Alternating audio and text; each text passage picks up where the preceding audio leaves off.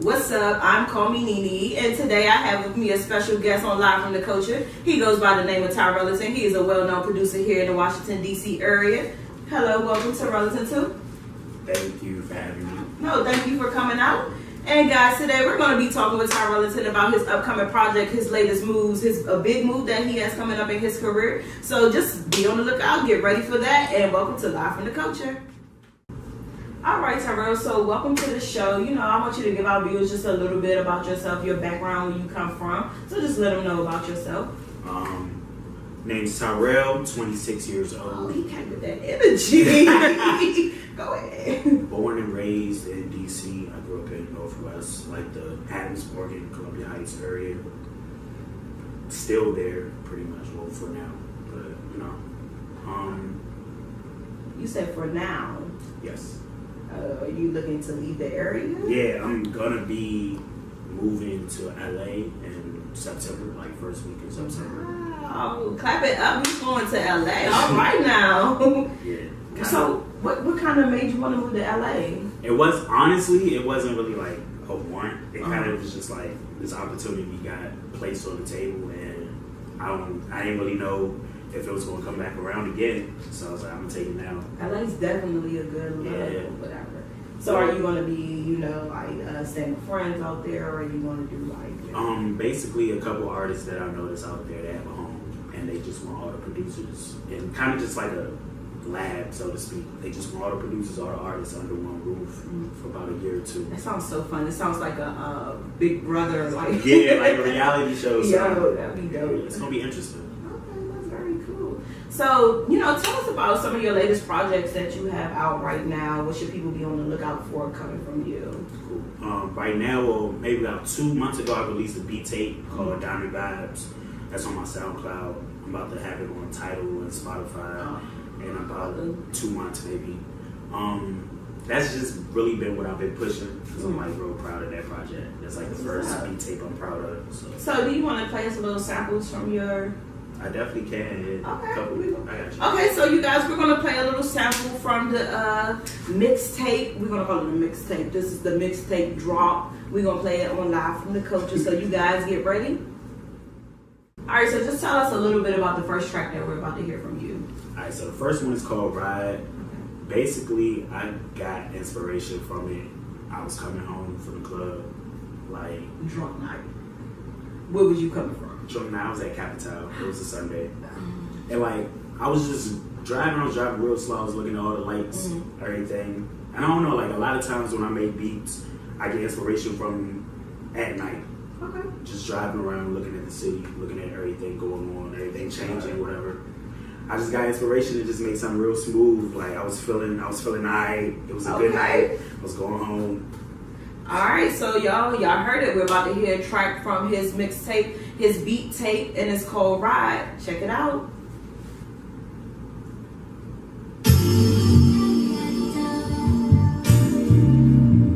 Welcome to Diamond Vibes.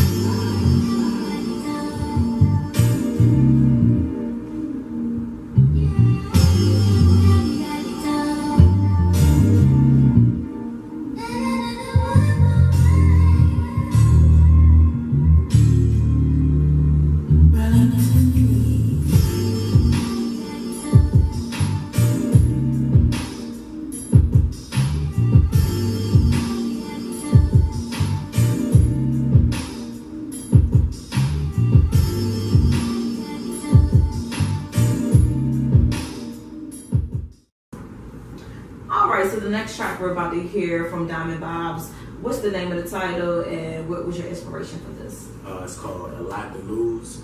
Basically, I just kind of, like, when I started producing, I started off just strictly samples and everything, smooth sounding, but that's not really how this area is for real, sonically.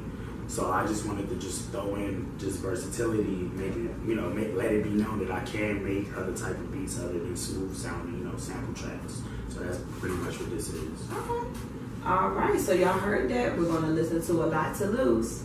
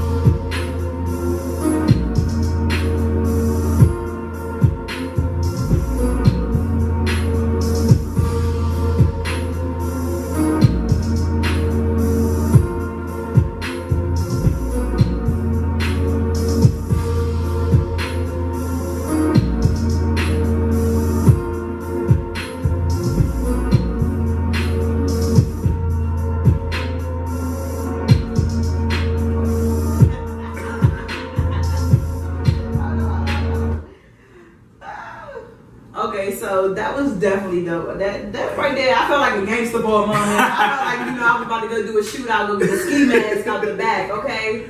Y'all, check that one out, definitely, for sure, okay? Appreciate you. All right, so for the last track that we're about to hear, coming from your Diamond Vibes tape, what is the title, and what was your inspiration for that one? It's called Angel. Okay. Basically, it has an Aaliyah sample in it, and that's like one of my favorite like female artists. So Okay. I sampled Aaliyah like a couple times in a few of my beats, but I just always like to pay homage to her because like Definitely. she's really Yes. like, no pun intended, like she's really like a part of the culture for real. Still a part of the culture. Still a part of the culture, yeah, Exactly. it's still relevant. So that's just really what I wanted to do to close out the beat tape. That's the last track on the beat tape. So. All right, so y'all heard that. We will be here, Angel, and that's coming from the Diamond Vibes mixtape.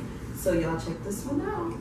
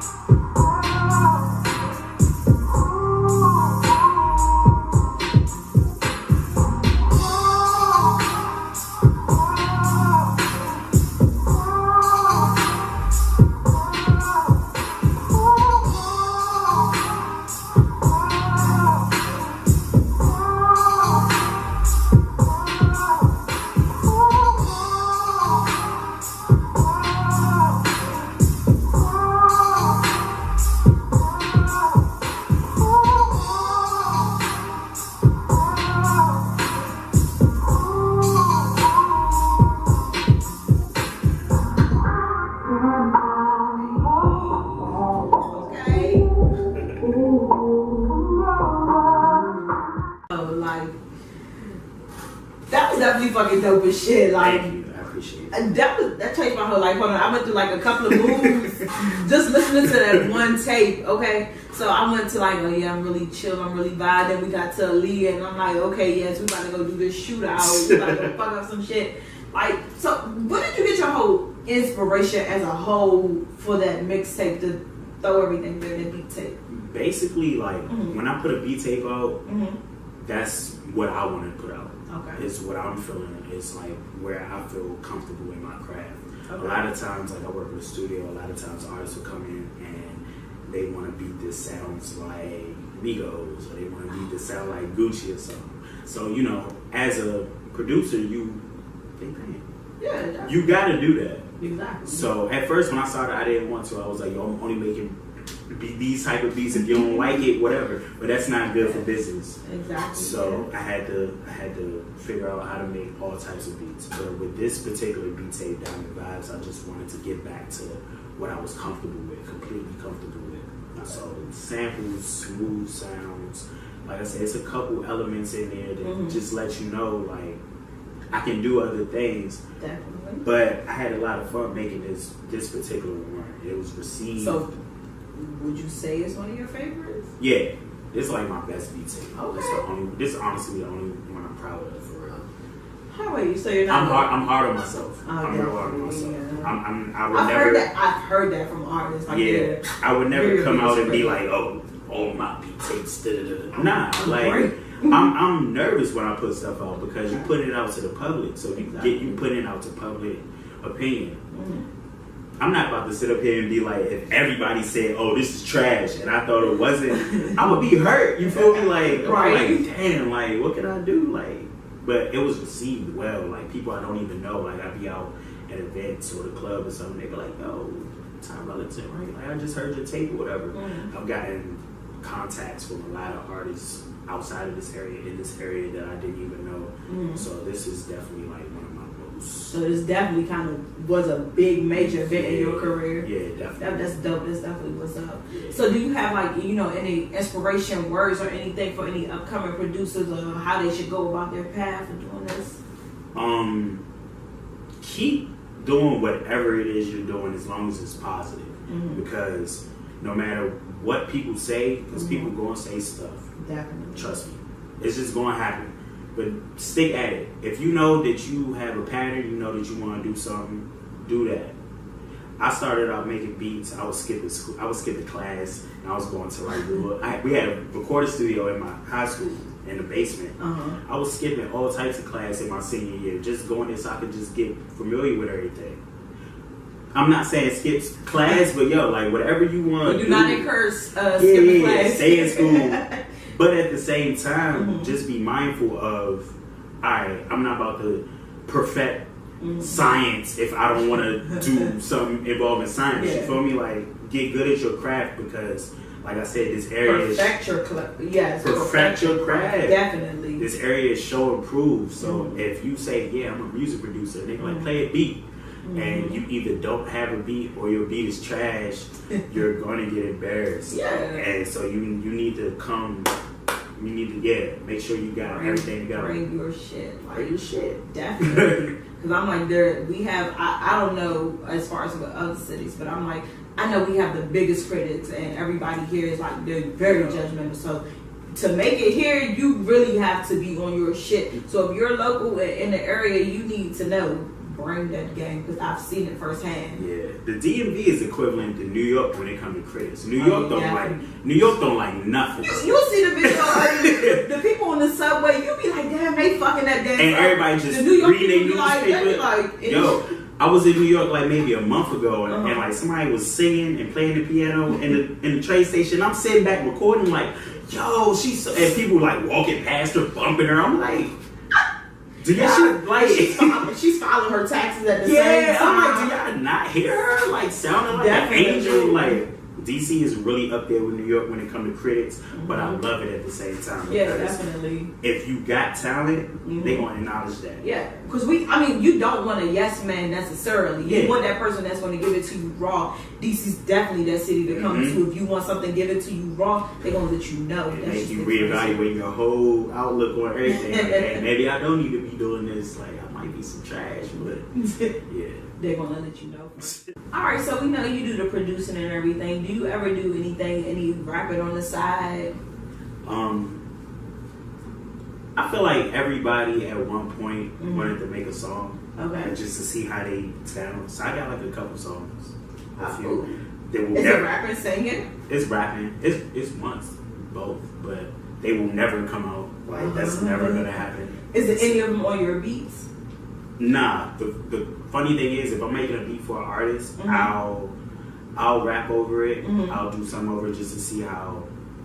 I'll suggest to the artist like how they should flow over it or whatever. They can do whatever they want naturally, but as a producer, like maybe listen to it this way. So I'll put a couple like lines down or whatever. But I don't take myself serious as I'm not. Have you had anybody give you any judgment, feedback behind your? What's crazy is they was like, "Yo, you ever thought about rapping?" I'm like, "Nah, like I'm good because I'm not trying to be a rapper." Don't limit your talent. I mean, I guess I'm able to rap, but nah, I'm okay on that. I don't need to. So starting off making your beats, what was your first, I guess I would say system, or what was the equipment that you was using as far as making your beats? Let me get, was it Fruity Loops? It still is Fruity Loops. It's still Fruity Loops? This is why it's still Fruity Loops. It's so many different like plugins you can download into that software where you won't even tell, you can't even tell, like every beat I've ever made is with Fruity Loops. Are you serious? Yeah.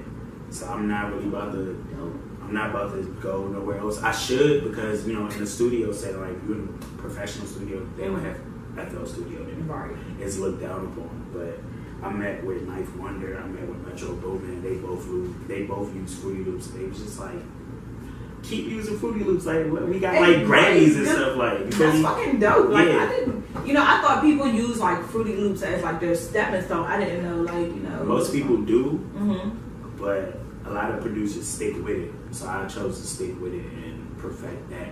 So once you perfect it, you realize that I don't need any other you softwares. really don't need anything else for it. Dope that you can take that something that people use as stepping stones and then they try to progress to other. Oh, let me get the expensive shit because that's gonna make my shit pop more. If you want to know a secret, I still have the demo version of Fruity Loops. Like I haven't even bought the full version yet. But it's a reason why. Like when you have the demo version, you can't save it and come back to it. Exactly. You gotta finish it. Me, I'm a procrastinator, so if I know that I can save it and come back to it, I'll never finish a beat. That's smart. So that's fucking smart. That's really the only reason why I haven't. Like, oh, that is fucking dope. Like I've spoke to people before, whatever. They're like, yeah, I started off using Fruity Loops. Now I have this and I have that, and I'm like, I'd be like, wow. You're spending $200 extra more dollars than you needed to. And you're doing the same thing that you're able to do with this. They don't know about, adding the plugins. That's fucking dope. So, okay. So, all right, tell us a little bit how it was for you growing up in DC, what high school you went to in the area. Okay. I went to Woodrow Wilson. Shout out to the Tigers and all that. Okay. Growing up was cool, honestly. Like, I was always, like I said, I lived in the Columbia Heights, Adams Morgan area. I was always just in the mix. I feel like your childhood was probably fucking lit just living in that area. It was, but like I didn't realize that like it was lit because I was a child. Like that was just every day to me. But it was. I seen some stuff. Like granted, coming up, you get rebellious. I didn't stay home much. I got into other stuff. But at the same time, when I came back home, it was always something cool. You feel me? So like, and then high school was dope because Wilson was a melting pot of the city. Yeah. So you had everybody from everywhere just under one roof. So it was cool, different cultures, different type of people. I got cool with everybody. So yeah, it was dope. So just like being from that DC area, I'm not even gonna say DMV because you're strictly from DC. Right. So being from the DC area, do you feel like you get a lot of support from your city and everything when you're doing your mixtapes and everything? Now, yeah, okay, which is cool. At first, no, and I understand that's just the area. This is an area where you gotta like show and prove. Yeah. You could say something, but if people don't believe it, and people don't see nothing, I need your thesis. They find out and I completely get it. So when I first was like, yo, I'm about to produce or whatever, everybody was like, all right, nigga, like cool. so am I. Feel me? So I was like, nah, like I'm really about to do this because people will say they want to do something and then forget about it 2 months later, but like I really wanted it. So this is something you've always wanted to do. Okay. So, tell us some of the artists that you're currently working with or some artists you've worked with in the past. It's a lot. Like, really, I'm local. I'm big on the local scene. I'm trying to big up the local scene. So right now, my brother Chaz French just released his album. He just got signed to Motown. We did a joint maybe 2 years ago with an artist Flex Cartel called Bullet Has No Name. I got another joint with Flex dropping soon called Re-Rock with an artist by the name of Cute Fool.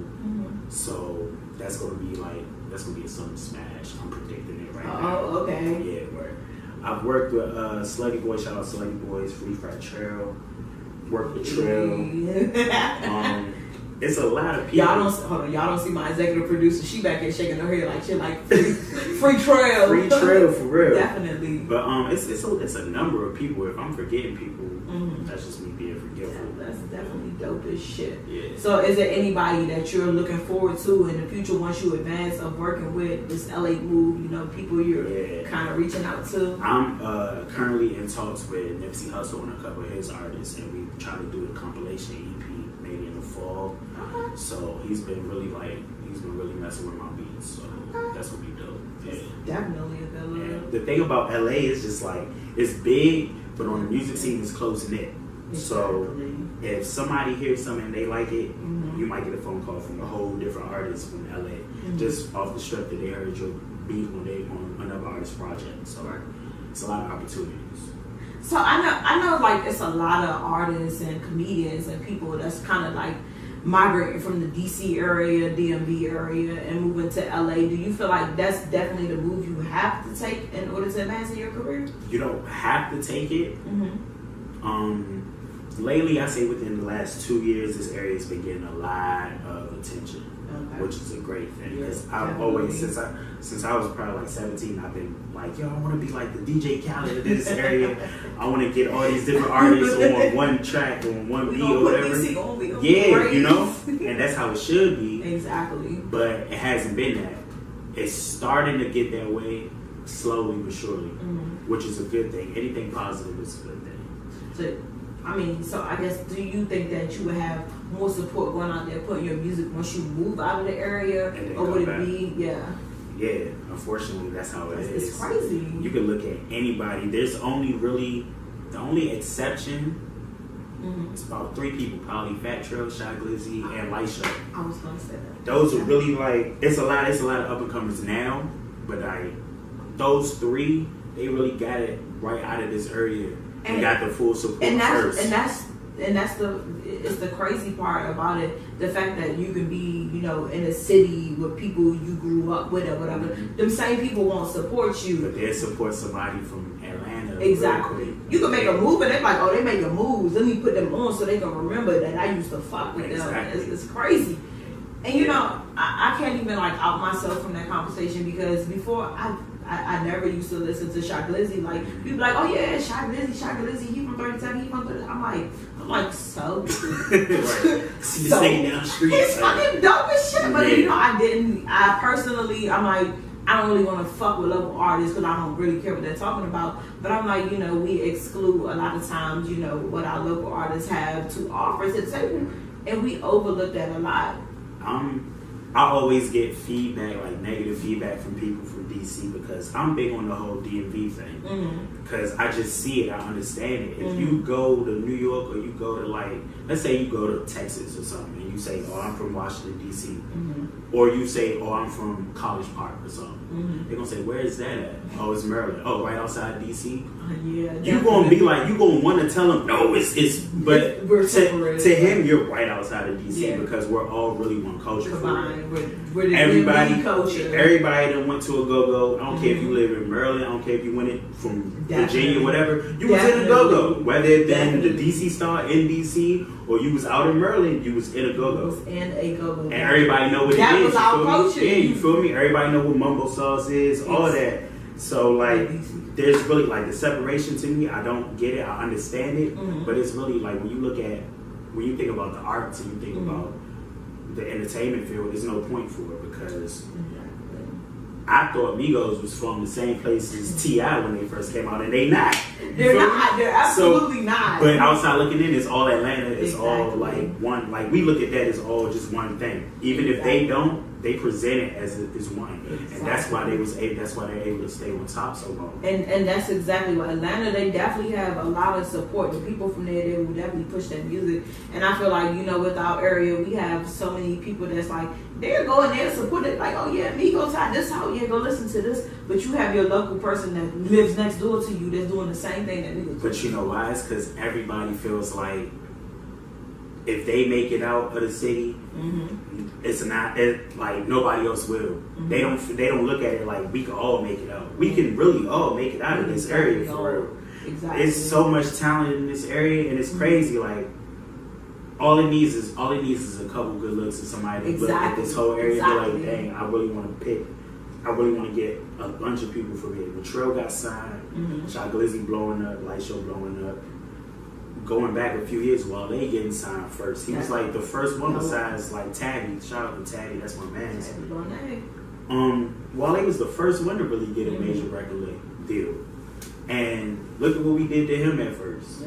Still trying to do it. You feel me? You know, a lot of people from the area downplay him, like, you're not from DC, don't. And I was always that person like, chill. Yeah, like y'all he's putting us on. You don't even know what he's doing for this area. Exactly. Like you're missing it. You're missing the really whole missing point. it. Like Really missing it. It's really crazy. So I get into arguments all the time because they be like, "You from DC?" I got the DC flag tag. Hey, y'all see that? Hold on, show them again. It's right here. Okay. But at the same time, like, yeah, I was born in DC. I was raised in DC, but I understand that I work in a studio in Maryland. Yeah. And it's 15 minutes away. I'm not going out of town. Exactly. I'm driving 15 minutes away. I'm up the street. You feel me? When you go to a concert at the Fillmore, Silver Spring, you're not going out of town to go to a concert. You go driving up Silver Spring. Exactly. It's all one area. So like we really just gotta stay united. It's starting to happen now, which I'm really happy about. All these artists are starting to reach out. They starting to support. And that's what we need. That's really what we need. I give it 3 years before we really. Y'all hear that, DC? Y'all about to take off DMV area. It's happening, yo. That support needs to come back here. We need to stop giving it to everybody else. They have their support. Yeah. We just need everybody here behind. All right. So, is there anything else you want to tell your followers, your supporters, to just be on the lookout for you? Yeah, definitely. Right now, I'm working with EBM. Shout out to Wale. We got Flex Cartel new single coming up called Re-Rock, featuring his brother Biggs and Q the Fool. Look out for that. That's pretty much it. I produced it. It's about to light up really soon. It's about to be lit. Yeah, really soon, within a month or two. Okay. About to shoot the video for that. I'm about to go to LA. I'll be back in December. Y'all can keep up with me. Tyrellington is my social media handle on literally everything. So Twitter, Instagram, SoundCloud, all that. So yeah, just keep up with me. I'll reach out, whatever you want to work. It's cool. I'm not hard to get in contact with. All right, so y'all heard it here first. Y'all definitely go check him out. Definitely a dope ass producer. If y'all need any of y'all beats done, hit him up. He charges reasonable prices. And at the end of the day, DC, we gotta support each other. So check my man's out. Go get your beats needs. And we just like to thank you, for coming out to the show, doing it with us. And we wish you the best with your ventures and going to LA. Nothing but the best of success. So again, this has been live from the coach. I'm called me Nene, and this is my man Tyrellington. You guys have a great day.